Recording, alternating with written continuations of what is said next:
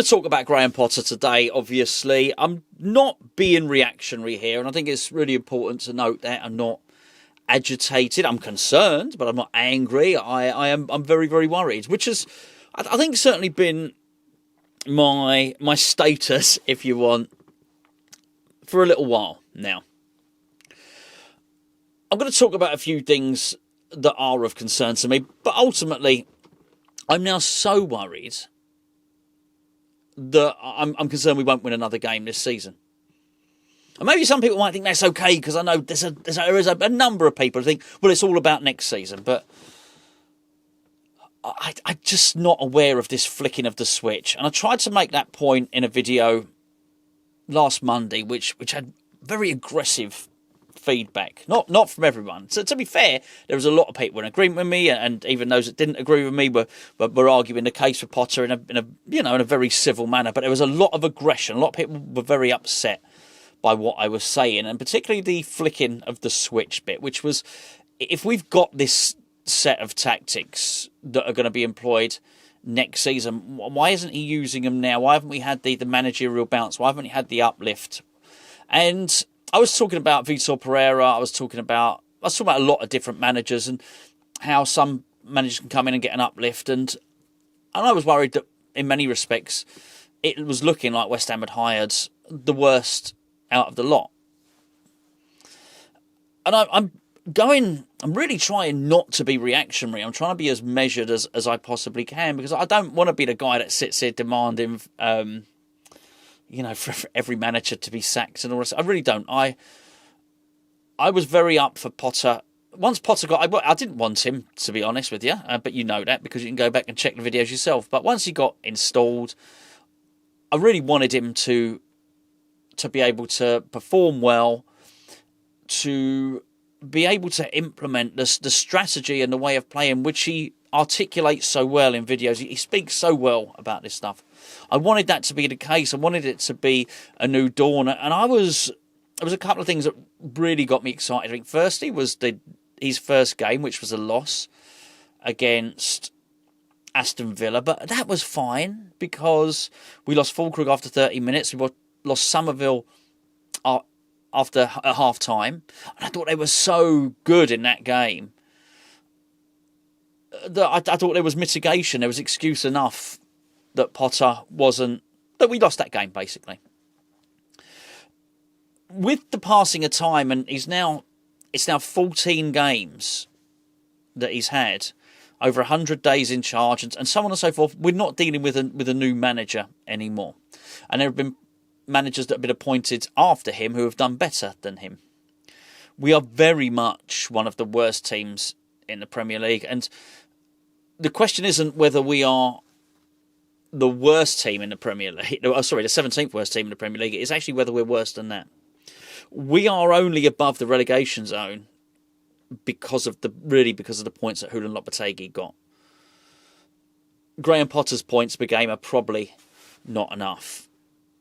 And that's a concern. And the longer the passing of time has gone on, the more I look back on that first game against Aston Villa as West Ham's the football I enjoyed most under Graham Potter was then. And if you remember, he came in at such late notice. He was negotiating for 3 or 4 days. You remember Lopetegui was taking the training sessions, right? And realistically, it was the indecent thing to do. He should have been let go. He was taking training sessions knowing that he was a dead man walking. So did the players. How were they remotely supposed to listen to him? But he prepared the team for that game against Aston Villa. Potter came in at half a training session. By his own admission, he spent most of the time just talking. So I think it's fair to say that the majority, basically, we were too open when we played under Lopetegui. I'm not suggesting it. I know 99.9% of you watching this video got common sense. You know I'm not suggesting Lopetegui was a brilliant manager. What I'm saying is, I think the open flowing way we played was probably the residual effects of Lopetegui's training. So the best Potter has looked was when he was really using Lopetegui's flow, if you want, using Lopetegui's style of play. And we've got progressively worse.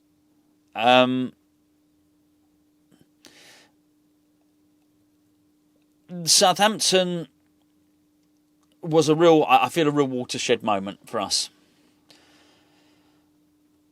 because they're definitely the worst team this season. I guess they're not statistically. They're not now the worst team that's ever been in the Premier League, because did Derby get 11 points? Now they've got 11 points, so it's something like that. But anyway, we're arguing about who's the worst here, and of the whatever the 30 years that the Premier League has been running for. Suffice to say, they're bad, right? And I think it's fair to say that they did not outplay us, but they did far better at our place in our home game than any team that bad should be doing.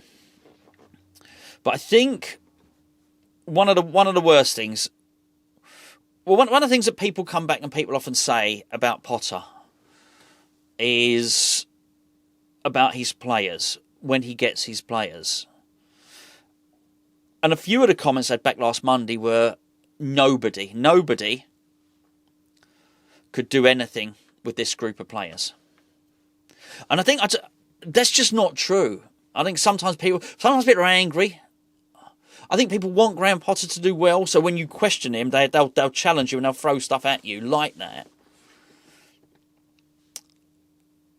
But realistically, it's just not true that nobody could get a tune out of these players. We actually have a manager already this season who's already demonstrated in Julen Lopetegui, who's already got more of a tune out of these players. Then we have a direct comparison.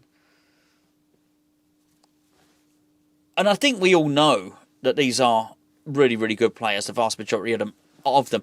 Are they perfect? Are they exactly what Potter wants? No, but I have now lost most of if I ever had, I never really had a lot of faith, truth be known.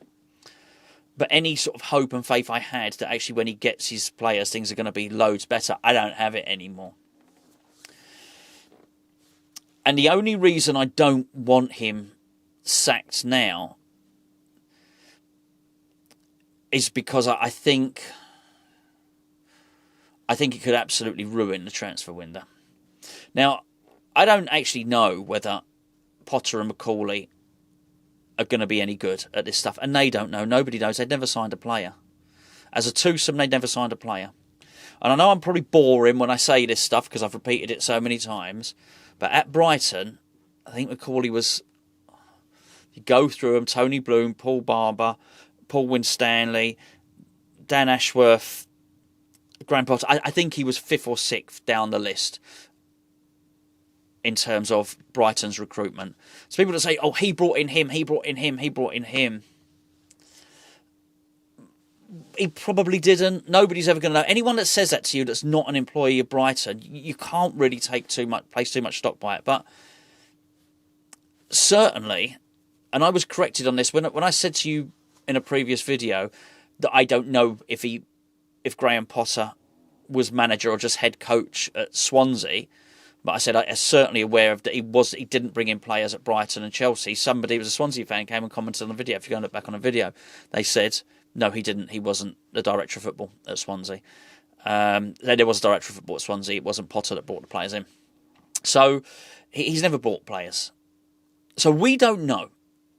So not only have we got this uncertainty with next season with actually the playing style, and actually he's not going to play the way we're playing this season. When he gets his players, he's going to play a different way.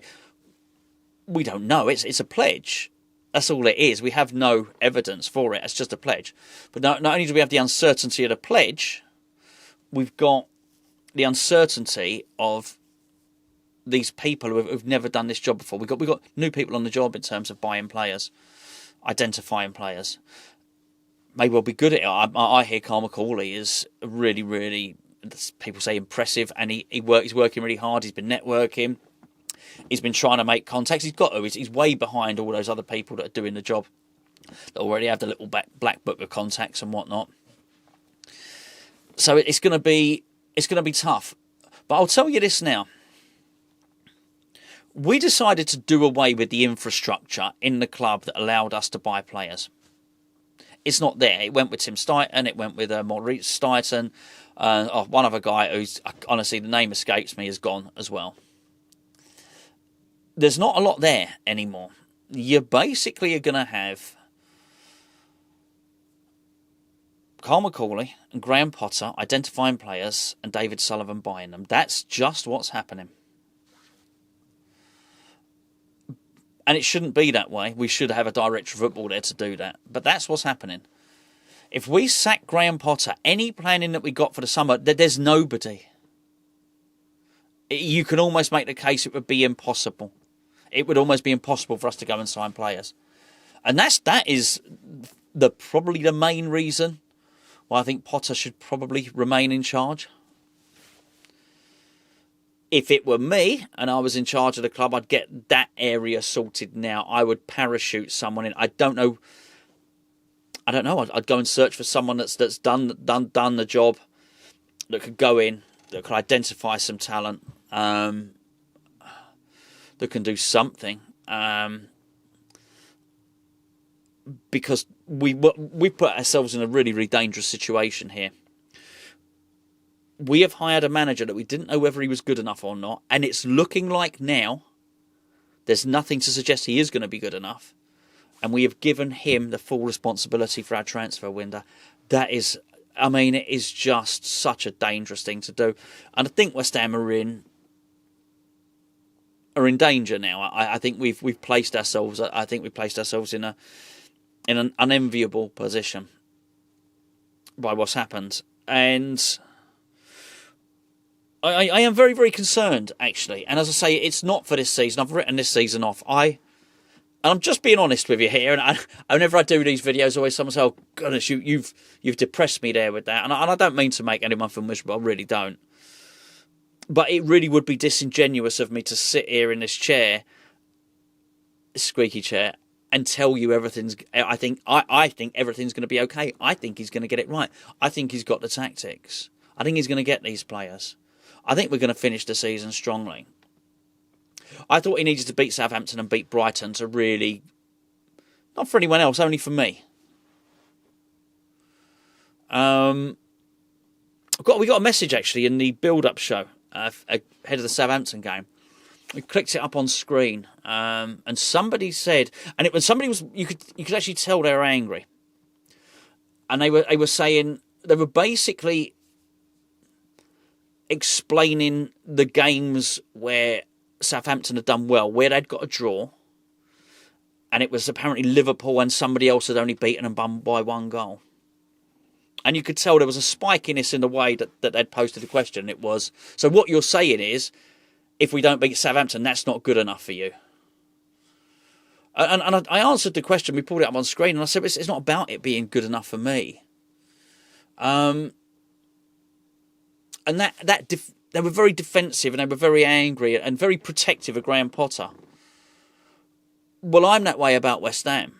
I'm that way about my concern for the club. I don't have any loyalty to Graham Potter. I don't know him. He's not been around for long. As I've mentioned before, I think he talks a good game. I think he speaks impressively. I've just not seen anything. And in any other walk of life, you just don't know. You get a builder. You want an extension done your house, you get a builder around. So they come around and tell you everything. Oh, this is going to be done. They can do this and build this. And if we do that there, and blah, we need to put this damp coursing in, and I can do this and I can do this. Okay, that sounds great. But until they start actually laying bricks, you don't know. But if on their first few days they haven't put a damp course down and they haven't done the foundations right, and then the brickwork start going up and they've not put ventilation in, you're going to start to worry about it, right? I don't know why I've gone all construction on everything. I don't know. He's not got. I don't have unbridled loyalty towards Graham Potter. I do have it to West Ham though, and I am very, very concerned. And I needed him. I needed him for me to go back to that question. For me, I needed him to beat Southampton, and I needed him to beat Brighton. Really, just to show right. Okay, now we're turning the corner. And I think I would not now be surprised if Ipswich beat us. I could. We've actually got quite an easy run in. I'm not sure we're shifting. And we play like this next season, we go down. Depending how bad they are. This is the point I was making the other day. What you're going to do is start selling. Look, you might not like Thomas Souček. You might not think he suits whatever, a tippy-tappy style or whatever, but he's our second top goal scorer. That's a fact. You're going to start giving him. Be like now. What would things be like now if we'd have had Potter all season, but Ipswich had received another 7 goals? I mean, you just. I think you're playing a dodgy game by doing that. It's the opposite of confidence, isn't it? I think that's what I'm getting from Potter now. I'm fearful. I am fearful for next season. I don't really care too much about this season because it's gone. We are that bad. And somebody said we're laughing stock. It's not even about us being a laughing stock for me. I don't care if anyone's laughing at us or not. It's deeper than that. I'm genuinely worried about his competency. I am far from convinced that he can build a team. Even if he can, I'm far from convinced he'll make the right decisions. So going back to that statement that's made nobody could get more out of this group of players. Funny enough, Potter did in the second half against Southampton. And there it was. We had a little... Now, granted, I thought Southampton had to be really bad. I thought we scored from their... Well, I didn't think we scored from their corner. We did score from their corner. It's a fact. And I believe that was when we looked at our most dangerous when they were having a corner. Now, the irony is when we looked at our most dangerous was probably you would say maybe with the tactics of David Moyes. But after that, we gained confidence in the game, and Southampton lost it. I mentioned this in the review yesterday. Southampton started hoofing it, clear the lines. There was no one in. No, not one of their players was in out. They didn't want to counter attack. It was almost like they'd accepted a 1-0. A 1-0 loss. So they were hoofing it out. The ball was coming back. We had control. There you have it. There you have it. Now you can go on. I'm talking about Graham Potter here. Now you can go on as a coach and just win the game. It was complete and utter dominance at that point. They had nothing. So this thing about nobody can get more out of these players. Well, he was doing it, and he was doing it in this game, and then it was his decision not to. That the order in which he did the substitutions was odd in the extreme, and how it sort of coincided then with the change of shape, and then how we retreated back. The writing was on the wall when Dibbling scored, but make no mistake about it. It's not just like we were better all game. We were better for a section of the second half. In the first half, they hit the bar. Walker Peters should have scored. And I don't think we had a corner in the first half. They did. It was bad. It was really, really bad. And if it was... unfortunately, you can't say bad day at the office. And I have very little tolerance for this stuff now because particularly after... You've heard all this stuff. We heard all this stuff after Wolves. He was just outdone. He was outdone tactically by a brand new manager. You remember when Lopetegui and Gary O'Neill for the sack race when they both got replaced? Looks like Wolves got the better of it. And I understand. I don't say that to upset anyone. I really don't. I understand, particularly after last week, that's triggering to some people. I'm not trying to trigger anyone. It is just my belief that would appear to be the case. And I'm only going on what I see with my own eyes and then looking at the league table and stuff like that. Genuinely concerned. We need serious leadership from the top of the club now. Somebody's going to need to make a decision. There's no way. If he carries on losing or draw, we didn't lose. It feels like a loss though, and it should feel like a loss. A home game against one of the worst teams there's ever been in the history of the Premier League. Or at the time you played them, the worst team has ever been in the history of the Premier League. A home game where they come and they get more shots than you and more corners and stuff like that, that's not cool. That's really not. Particularly when you've got your Brazilian playmaker, your Brazilian number 10, you've got your England international on the right, you've got your £80 million winger on the other side, you've got your German international up front, who was brilliant, by the way, who was playing the Champions League final last season. You've got £40 million centre-back, next to a £35 million centre-back. Emerson at left-back, who... Has Emerson not won every single European trophy there is to win? Is that right? European Championship with Italy, UEFA Cup, Champions League and Conference League, right? That is right, isn't it? He's won all of them. We were playing Southampton. Only 2 seasons ago, we took their best player off them. And in exchange, they took a player in Flynn Downs who couldn't get into our team. I'm just making a point here. At what point do you stop making excuses for Graham Potter? At what point? How many? If it's not 14, what does he get? Are we worried after 18 games? Because that's 4 more games. I do. I honestly think I didn't think Southampton was a must-win game, but I think it was a game he dare not lose, and he didn't lose. But I now think if he doesn't beat Brighton, or he doesn't get a win in the next 2, I do think there's going to be, and I'm not even talking about me, I do think people are going to seriously question whether he should be in the West Ham job anymore.